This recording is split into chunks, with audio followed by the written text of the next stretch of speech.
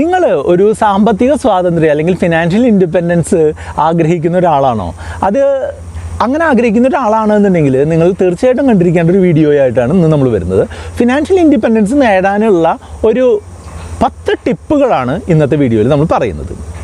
ഞാൻ സുബീഷാണ്. RupeeMonk എന്ന് പറഞ്ഞ യൂട്യൂബ് ചാനലിലൂടെയും ആസ്ക് RupeeMonk എന്ന് പറഞ്ഞ വാട്സപ്പ് സർവീസിലൂടെയും പേഴ്സണൽ ഫിനാൻസുമായി ബന്ധപ്പെട്ട കാര്യങ്ങൾക്കുള്ള ടിപ്പുകൾ പറഞ്ഞു തരുന്നത് ഞാനാണ്.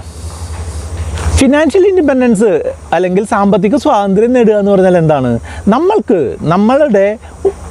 നമ്മൾ ഇൻവെസ്റ്റ് ചെയ്തും സേവ് ചെയ്തും ഉണ്ടാക്കിയ പൈസ കൊണ്ട് നമ്മളുടെ ശിഷ്ടകാലത്തെ കാര്യങ്ങൾ നടത്താനും അല്ലെങ്കിൽ ശിഷ്ടകാലത്തെ ചെലവുകൾ മീറ്റ് ചെയ്യാനും സാധിക്കുന്ന ഒരു അവസ്ഥേനെയാണ് ഫിനാൻഷ്യൽ ഇൻഡിപെൻഡൻസ് എന്ന് ഞാൻ മനസ്സിലാക്കിയിട്ടുള്ളത്. അപ്പോൾ അങ്ങനെ ഫിനാൻഷ്യൽ ഇൻഡിപെൻഡൻസ് നേടുന്നതിനായിട്ട് കുറച്ച് പണിപ്പെടണം കേട്ടോ. അപ്പോൾ അതിന് വേണ്ടിയിട്ട് ഒരു 10 ടിപ്പുകളാണ് നമ്മൾ ഇന്ന് പറഞ്ഞു തരാനായിട്ട് പോകുന്നത്. അതിൽ ഒന്നാമത്തെ ടിപ്പ് എന്ന് പറഞ്ഞിട്ടുണ്ടെങ്കിൽ മിനിമം നമ്മൾക്ക് കിട്ടുന്ന ശമ്പളത്തിൻ്റെ മിനിമം ഒരു 40% സേവ് ചെയ്യാനായിട്ട് ശ്രമിക്കുക എന്നുള്ളതാണ്. അപ്പോൾ അതായത് നമ്മൾക്ക് ഒരു 50,000 രൂപ കിട്ടുന്ന ഒരാളാണ് എന്നുണ്ടെങ്കിൽ മിനിമം 20,000 രൂപ സേവ് ചെയ്യാനായിട്ട് ശ്രമിക്കുക. ബാക്കി 30,000 രൂപ കൊണ്ട് നമ്മളുടെ ചെലവുകൾ നടത്താനായിട്ട് ശ്രമിക്കുക. അങ്ങനെയാണെന്നുണ്ടെങ്കിൽ മാത്രമാണ് നമുക്ക് ഒരു ഫിനാൻഷ്യൽ ഇൻഡിപെൻഡൻസിലേക്ക് എത്താനായിട്ട് സാധിക്കുകയുള്ളൂ. രണ്ടാമത്തെ പോയിൻ്റ് എന്താണെന്ന് വെച്ചാൽ, നമ്മൾ ഇങ്ങനെ സേവ് ചെയ്യുന്ന എമൗണ്ട് ചുമ്മാ സേവിങ്സ് ബാങ്കിൽ ഇട്ടാൽ പോരാട്ടോ. നമ്മൾ എത്ര നാൾ കൊണ്ടാണ് ഈ ഒരു ഫിനാൻഷ്യൽ ഇൻഡിപെൻഡൻസ് എന്ന് പറഞ്ഞിട്ടുള്ള ആ ഒരു ലക്ഷ്യത്തിലേക്ക് എത്താൻ ഉദ്ദേശിക്കുന്നത്, ആ സമയത്തിന് അനുസരിച്ചുള്ള ഒരു ഇൻവെസ്റ്റ്മെൻറ്റിൽ നമ്മളുടെ പണം മുടക്കാനായിട്ട് ശ്രമിക്കുക എന്നുള്ളതാണ്. അതായത് ഇപ്പോൾ ഒരു 10-15 വർഷമൊക്കെയാണ് നമ്മൾ ഫിനാൻഷ്യലി ഇൻഡിപെൻഡൻ്റ് ആവാനായിട്ട് ഉദ്ദേശിക്കുന്ന കാലയളവ് എന്നുണ്ടെങ്കിൽ സ്റ്റോക്ക് അധിഷ്ഠിത മ്യൂച്വൽ ഫണ്ടുകളിലോ നിങ്ങൾക്ക് സിസ്റ്റമാറ്റിക്കായിട്ട് ഇൻവെസ്റ്റ് ചെയ്യുന്നത് കൺസിഡർ ചെയ്യാവുന്നതാണ്. അതേസമയം ഒരു 5 വർഷമോ 7 വർഷമോ ഒക്കെയാണ് നമ്മൾ ഉദ്ദേശിക്കുന്ന കാലയളവിലെങ്കിൽ ഒരു ഹൈബ്രിഡ് ആയിട്ടുള്ള മ്യൂച്വൽ ഫണ്ടുകളോ അല്ലെങ്കിൽ ഒരു ലാർജ് ക്യാപ്പ് ആയിട്ടുള്ള മ്യൂച്വൽ ഫണ്ടുകളും ബോണ്ടുകളുടെ ഒരു കോമ്പിനേഷനൊക്കെ ട്രൈ ചെയ്യാവുന്നതാണ്. അപ്പോൾ അങ്ങനെ കൃത്യമായിട്ടുള്ള രീതിയിൽ ഇൻവെസ്റ്റ് ചെയ്യുക എന്നുള്ളതാണ് രണ്ടാമതായിട്ടുള്ള ടിപ്പായിട്ട് പറഞ്ഞു തരാനുള്ളത്. മൂന്നാമത്തെ ടിപ്പ് എന്താണെന്ന് വെച്ചാൽ, നമ്മൾക്ക് പല സ്ഥലങ്ങളിലായിട്ട് ചിതറിക്കിടക്കുന്ന സേവിങ്സുകളോ അല്ലെങ്കിൽ ഇൻവെസ്റ്റ്മെൻറ്റുകളോ ഉണ്ട് എന്നുണ്ടെങ്കിൽ അതെല്ലാം ഒന്ന് കൺസോളിഡേറ്റ് ചെയ്യുക എന്നുള്ളതാണ് ഞാൻ പറയുക. അതായത് ഇപ്പോൾ നമ്മൾക്ക് മുൻപ് വർക്ക് ചെയ്തിരുന്ന കമ്പനിയിലെ PF കിട്ടാനുണ്ടായിരിക്കാം, അല്ലെങ്കിൽ ചിലപ്പോൾ ഒരു ഇൻകം ടാക്സ് റിട്ടേൺ കുറച്ച് പൈസ കിട്ടാനുണ്ടായിരിക്കാം, അല്ലെങ്കിൽ നമ്മൾ മുൻപ് താമസിച്ചിരുന്ന സ്ഥലത്ത് ചേർന്നിട്ടുള്ള ഒരു ബാങ്ക് അക്കൗണ്ടിൽ നിന്ന് കുറച്ച് പണം കിട്ടാനുണ്ടായിരിക്കാം. അപ്പോൾ അങ്ങനെ പല സ്ഥലങ്ങളിലായിട്ട് ചെതറിക്കിടക്കുന്ന ചെറിയ പൈസകളാണെന്നുണ്ടെങ്കിൽ അതെല്ലാം ഒരുമിച്ച് കൂട്ടി ഒരു പ്രത്യേക ഇൻവെസ്റ്റ്മെൻ്റ് ആക്കി വെക്കുക എന്നുള്ളതാണ്. അതായത് പല തുള്ളി പെരുവെള്ളം ഒന്നും നമ്മൾ കേട്ടിട്ടില്ലേ, അതുപോലെ പല സ്ഥലങ്ങളിലായിട്ട് ചെറിയ എമൗണ്ടാണ് ചിതറിക്കെടുക്കുന്നതെങ്കിലും അതെല്ലാം ഒരുമിച്ച് കൂട്ടി ഒരു കാര്യമാക്കി നമ്മളുടെ ഇൻവെസ്റ്റ്മെൻറ്റിൻ്റെ പാർട്ടാക്കുക എന്നുള്ളത് വളരെ എഫക്റ്റീവായിട്ടുള്ള കാര്യമാണ്. ഇത് പറയാൻ കാരണം എന്താണെന്ന് വെച്ചാൽ, നമ്മളുടെ കേരളത്തിലെ ബാങ്കിൽ വളരെയധികം എമൗണ്ട്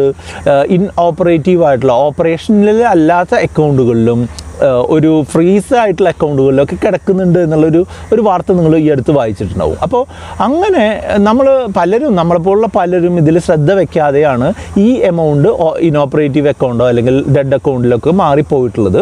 അങ്ങനെയുള്ള അക്കൗണ്ടുകളിൽ നിന്നൊക്കെ പൈസ തിരിച്ചു പിടിച്ച് നമ്മളുടെ ആക്ച്വൽ സേവിങ്സ് ആൻഡ് ഇൻവെസ്റ്റ്മെൻറ്റിലേക്ക് അത് കൊണ്ടുവരിക എന്നുള്ളത് വളരെ പ്രധാനപ്പെട്ട ഒരു കാര്യമാണ്. അടുത്തൊരു കാര്യം എന്താണെന്ന് വെച്ചാൽ, ഇതുമായിട്ട് ബന്ധപ്പെട്ടിട്ടുള്ള ഒരു കാര്യം എന്താണെന്ന് വെച്ചാൽ, എല്ലാ കാര്യങ്ങൾക്കും ഒരു നോമിനേഷൻ വെക്കുക എന്നുള്ളതാണ്. ഇപ്പോൾ ഭാര്യയും ഭർത്താവും ഇൻവെസ്റ്റ് ചെയ്യുന്ന ആളുകളാണെന്നുണ്ടെങ്കിൽ അങ്ങോട്ടും ഇങ്ങോട്ടും നോമിനേഷൻ കൊടുക്കുക. അതായത് നിങ്ങളുടെ ഭാര്യയെ നിങ്ങളുടെ അക്കൗണ്ടിൽ നോമിനിയായിട്ട് വയ്ക്കുക, അല്ലെങ്കിൽ നിങ്ങളുടെ ഭർത്താവിനെ നിങ്ങളുടെ ഇൻവെസ്റ്റ്മെൻറ്റുകളിൽ നോമിനിയായിട്ട് വയ്ക്കുക എന്നുള്ള കാര്യം തീർച്ചയായിട്ടും ചെയ്തിരിക്കേണ്ട മറ്റൊരു കാര്യമാണ്. നമ്മൾ ഒരു ബിസിനസ് ഇൻകമോ അല്ലെങ്കിൽ നമ്മളൊരു സാലറിയോ മാത്രം ആശ്രയിച്ചുകൊണ്ട് മുന്നോട്ട് പോകരുത് എന്നുള്ളതാണ് അടുത്ത ഒരു കാര്യം.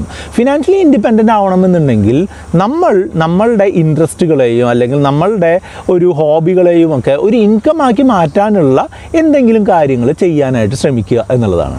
ഇപ്പോൾ എൻ്റെ പേഴ്സണൽ കാര്യമായിട്ട് പറയുകയാണെന്നുണ്ടെങ്കിൽ എൻ്റെ ഒരു ഇൻട്രസ്റ്റ് ഏരിയ ആയിരുന്നു ഫിനാൻഷ്യൽ കാര്യങ്ങളെ പറ്റിയിട്ട് പഠിക്കുക, അത് ആളുകളെ സഹായിക്കുക എന്നുള്ളത്. ആ ഒരു കാര്യം ഈ യൂട്യൂബ് ചാനലും ഈ വാട്സപ്പ് സർവീസും ഒക്കെ വഴി നമ്മളതിനെ മോണിറ്റൈസ് ചെയ്യുന്നു. അപ്പോൾ അതൊരു ഉദാഹരണം മാത്രമാണ്. അപ്പോൾ അങ്ങനെ നിങ്ങൾക്ക് ഇൻട്രസ്റ്റ് ഉള്ള കാര്യങ്ങളെ എങ്ങനെ അതിൽ നിന്ന് പൈസ ജനറേറ്റ് ചെയ്യാം എന്നുള്ള ഒരു ശ്രമം നടത്തുക. അപ്പോൾ എപ്പോഴും ഒരു സെക്കൻഡറി ഇൻകം ഉണ്ടാവുക എന്നുള്ളത്, നമ്മളുടെ പ്രധാനപ്പെട്ട ഇൻകത്തിൻ്റെ കൂടെ സെക്കൻഡറി ആയിട്ടുള്ള ഇൻകങ്ങൾ ഉണ്ടാവുക എന്നുള്ളത് പ്രധാനമാണ്. ആ സെക്കൻഡറി ഇൻകങ്ങൾ എന്തൊക്കെയാവാം? നമ്മൾക്ക് വീടോ സ്ഥലമോ ഒക്കെ ഉണ്ടെന്നുണ്ടെങ്കിൽ അതിൽ നിന്ന് റെൻ്റ് ആവാം, നമ്മൾക്ക് ഇൻവെസ്റ്റ്മെൻറ്റുകളിൽ നിന്ന് കിട്ടുന്ന പലിശയാവാം, അല്ലെങ്കിൽ ഡിവിഡൻറ്റുകളാവാം, ഷെയറുകളിൽ നിന്നും മ്യൂച്വൽ ഫണ്ടുകളിൽ നിന്നും കിട്ടുന്ന ഡിവിഡൻറ്റുകളാവാം, അല്ലെങ്കിൽ ഇതുപോലെ മറ്റുള്ള ഇൻട്രസ്റ്റുകളിൽ നിന്ന് കിട്ടുന്ന നമ്മളുടെ മറ്റുള്ള സൈഡ് ബിസിനസ്സുകളിൽ നിന്ന് കിട്ടുന്ന ലാഭമാവും.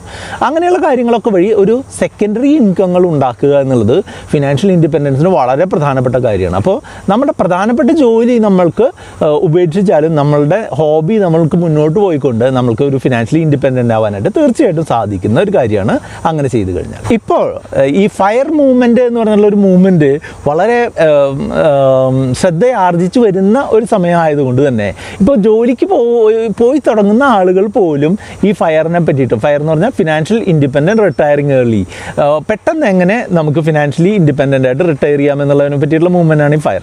അപ്പോൾ ഇപ്പോൾ ജോലിക്ക് പോയിക്കൊണ്ടിരിക്കുന്ന ആളുകൾ, പോയി തുടങ്ങുന്ന ആളുകൾ പോലും ഈ ഫയർ മൂവ്മെൻറ്റിനെ പറ്റി ചോദിക്കാറുണ്ട്. അപ്പോൾ നമ്മൾ ഈ ഫയർ മൂവ്മെൻറ്റിന് എന്തെങ്കിലും ഒരു ജോലി വെച്ചെങ്കിലും തുടങ്ങണം കേട്ടോ. ജോലി കിട്ടാതെ നമുക്ക് റിട്ടയർ ആവാൻ പറ്റില്ലല്ലോ. അപ്പോൾ നിങ്ങൾക്ക് ഒരു വലിയ ജോലി കിട്ടുന്നവരെ നിങ്ങൾ ജോലി ചെയ്യാതിരിക്കുക എന്നുള്ളതിൽ ഉപരി നിങ്ങൾക്ക് ചെറിയൊരു ഇൻകമുള്ള ജോലിയാണ് എന്നുണ്ടെങ്കിൽ പോലും ഒരു ജോലി തുടങ്ങുക എന്നുള്ളതാണ്. ഇപ്പം ഞാൻ ആലോചിക്കുമായിരുന്നു, ഞാൻ പേഴ്സണലി എൻ്റെ ജോലി തുടങ്ങിയത്, ഞാനൊരു കമ്പ്യൂട്ടർ ഇൻസ്ട്രക്ടറായിട്ടാണ് എൻ്റെ ജോലി തുടങ്ങിയത്. എൻ്റെ ആദ്യത്തെ മാസത്തെ ശമ്പളം എന്ന് പറഞ്ഞിട്ടുണ്ടെങ്കിൽ വെറും 1000 രൂപയായിരുന്നു. അപ്പോൾ 2000 ജൂലൈ മാസത്തിലാണ് ഞാൻ തൃശ്ശൂരുള്ള ഒരു കമ്പ്യൂട്ടർ സ്ഥാപനത്തിൽ ജോലി ചെയ്യാനായിട്ട് തുടങ്ങിയത്. അപ്പോൾ ആ സ്ഥാപനത്തിൽ എനിക്ക് 1000 രൂപ വെച്ചിട്ടാണ് ഞാൻ എൻ്റെ ജോലി തുടങ്ങിയത്. അപ്പോൾ എൻ്റെ കൂടെ പഠിച്ചിട്ടുള്ള ആളുകളെല്ലാം കുറേ പേർക്കൊക്കെ ക്യാമ്പസ് പ്ലേസ്മെൻറ്റ് വഴി ജോലിയൊക്കെ കിട്ടി.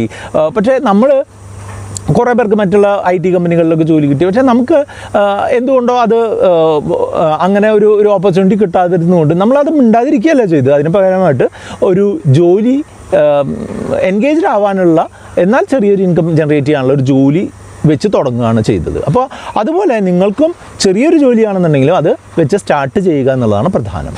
നമ്മൾ ഇൻവെസ്റ്റ് ചെയ്യുമ്പോൾ തന്നെ നമ്മൾ അതിൽ നിന്നുള്ള റിട്ടേണിനെ പറ്റി വലിയ വേവലാതിപ്പെടേണ്ട കാര്യമില്ല എന്നുള്ളതാണ് എൻ്റെ അഭിപ്രായം. നമ്മൾ കൃത്യമായിട്ടുള്ള ഒരു ഇൻഫർമേഷനോട് കൂടി അല്ലെങ്കിൽ കൃത്യമായിട്ടുള്ള പഠനത്തോടു കൂടി നമ്മളൊരു ഇൻവെസ്റ്റ്മെൻറ്റ് നടത്തി കഴിഞ്ഞിട്ടുണ്ടെന്നുണ്ടെങ്കിൽ റിട്ടേൺ അതിനനുസരിച്ച് വന്നുകൊണ്ടിരിക്കും. അപ്പോൾ കൃത്യമായിട്ടുള്ള ഇൻവെസ്റ്റ്മെൻറ്റും സേവിങ്സും നടത്തുക എന്നുള്ളതാണ് പ്രധാനം. അപ്പോൾ അങ്ങനെ നിങ്ങൾക്ക് കൃത്യമായിട്ടുള്ളൊരു ഇൻവെസ്റ്റ്മെൻറ്റ് നടത്തുന്നതിനായിട്ട് എന്തെങ്കിലും സംശയങ്ങളുണ്ട് അല്ലെങ്കിൽ അതിനെന്തെങ്കിലും സപ്പോർട്ട് വേണമെന്നുണ്ടെങ്കിൽ നമ്മളുടെ ആസ്ക് RupeeMonkന്റെ വാട്സപ്പ് സർവീസിലേക്ക് കോൺടാക്ട് ചെയ്യാം. അതിൻ്റെ നമ്പറാണ് നിങ്ങളിവിടെ ഈ സ്ക്രീനിൽ കാണുന്നത്. 8848030018 ആണ്. മറ്റൊരു കാര്യം എന്താണെന്ന് വെച്ചാൽ ഒരു ഇൻഷുറൻസുകളും മെഡിക്കൽ ഇൻഷുറൻസുകളൊക്കെ ഉണ്ടാവുക എന്നുള്ളതാണ്. അതായത് ടേം ഇൻഷുറൻസുകളും മെഡിക്കൽ ഇൻഷുറൻസുകളും ഒക്കെ ഉണ്ടാവുന്നത് ഈ ഫിനാൻഷ്യലി ഇൻഡിപെൻഡൻ്റ് ആവുന്നതിന് വളരെ പ്രധാനപ്പെട്ട ഒരു കാര്യമാണ്. അതായത് നമുക്ക് റിസ്ക് ഫ്രീ ആയിട്ട് ജീവിക്കുന്നതിനായിട്ട് വേണ്ട 2 കാര്യങ്ങളാണ് ടേം ഇൻഷുറൻസും മെഡിക്കൽ ഇൻഷുറൻസും. അപ്പോൾ അതിനെപ്പറ്റി നമ്മൾ കൂടുതൽ വീഡിയോസ് ചെയ്തിട്ടുണ്ടായിട്ട് ലിങ്ക് നിങ്ങളുടെ ഡിസ്ക്രിപ്ഷനിലുണ്ട്. നിങ്ങൾക്കത് നോക്കിയാൽ മനസ്സിലാവും. മറ്റൊരു കാര്യം എന്താണെന്ന് വെച്ചാൽ നോ പറയുന്ന ആളുകളെ ആയിട്ടുള്ള ചങ്ങാത്ത ഒഴിവാക്കുക എന്നുള്ളതാണ്. അതായത് നമ്മളെന്തെങ്കിലും ഒരു ഇൻവെസ്റ്റ്മെൻറ്റ് ചെയ്യാൻ പോകുമ്പോൾ നമ്മളൊരു അഭിപ്രായം ഒരാളോട് ചോദിച്ചാൽ അത് ചെയ്യണ്ട, അപ്പോൾ മറ്റൊരു കാര്യം ചോദിച്ചാൽ അത് ചെയ്യണ്ട, അതിനിങ്ങനെ പ്രശ്നമുണ്ട്, അതിങ്ങനെ പ്രശ്നമുണ്ട്, അങ്ങനെ പറയുന്ന നോ സേയേഴ്സിൻ്റെ അടുത്ത് നിന്ന് പരമാവധി ഒരു അകലം പാലിക്കുക എന്നുള്ളത് നമ്മുടെ ഫിനാൻഷ്യൽ ഇൻഡിപെൻഡൻസ് എന്ന് പറഞ്ഞുള്ള ഒരു ജേണിയിൽ നമ്മളെ തീർച്ചയായിട്ടും സഹായിക്കും. മറ്റൊരു കാര്യം എന്താണെന്ന് വെച്ചാൽ നിങ്ങൾ ഇതിന് ഇൻവെസ്റ്റ്മെൻറ്റ് തുടങ്ങാൻ ഉദ്ദേശിക്കുന്നുണ്ടെങ്കിൽ ഇന്ന് തന്നെ തുടങ്ങുക. ഇതുവരെ തുടങ്ങാത്ത ഒരാളാണെന്നുണ്ടെങ്കിൽ ഇന്ന് തന്നെ തുടങ്ങുക. മാറ്റി വയ്ക്കുന്ന ആ പരിപാടി ഒഴിവാക്കുക എന്നുള്ളതാണ് ഏറ്റവും പ്രധാനപ്പെട്ട കാര്യം. അപ്പോൾ നിങ്ങൾ ഇതുവരെയും ഈ ഫിനാൻഷ്യലി ഇൻഡിപെൻഡൻ്റ് ആവുന്നതിനായിട്ട് ഇൻവെസ്റ്റ്മെൻറ്റ് തുടങ്ങിയിട്ടില്ല എന്നുണ്ടെങ്കിൽ ഇന്ന് തന്നെ ഇൻവെസ്റ്റ്മെൻറ്റ് തുടങ്ങാനും അതിന് നിങ്ങൾക്കുള്ള ഓപ്ഷനുകളാണ് നിങ്ങളിവിടെ 2 വീഡിയോസിൻ്റെ രൂപത്തിൽ കാണുന്നത്. അത് കണ്ടുകൊണ്ട് നിങ്ങൾക്ക് മുന്നോട്ട് പോകാനും സാധിക്കും. ഈ വീഡിയോ ഇഷ്ടപ്പെട്ടെങ്കിൽ ലൈക്ക് ചെയ്യുക, കൂട്ടുകാരുമായിട്ട് ഷെയർ ചെയ്യുക, കമൻറ്റുകൾ എന്തെങ്കിലും ഉണ്ടെങ്കിൽ ചോദിച്ചോളൂ. നമ്മളുടെ വാട്സപ്പ് സർവീസിലേക്ക് കോൺടാക്ട് ചെയ്യാൻ 8848030018 എന്ന് പറയുന്ന നമ്പറിലേക്ക് കോൺടാക്ട് ചെയ്യാം.